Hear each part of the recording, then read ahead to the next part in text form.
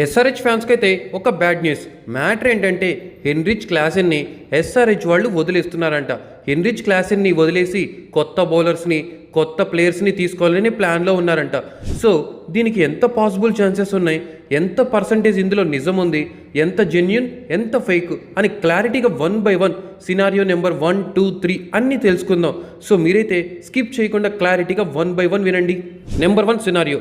ఈ సినారియో చెప్పే ముందు హెన్రిచ్ క్లాసెన్ గురించి కొంచెం చెప్పాలి. అదేంటంటే హెన్రిచ్ క్లాసెన్ని లాస్ట్ సీజన్లో కావ్య మారన్ 23 CR ఇచ్చి మరీ రిటైన్ చేసుకుంది. లిటరల్లీ చెప్పాలంటే హెన్రిచ్ క్లాసెన్ని బీభత్సంగా నమ్మింది కావ్య మారన్. కానీ రిటైన్ చేసుకున్న వాళ్ళలో 23 CR ఇచ్చి రిటైన్ చేసుకున్న ప్లేయర్సే లేరు.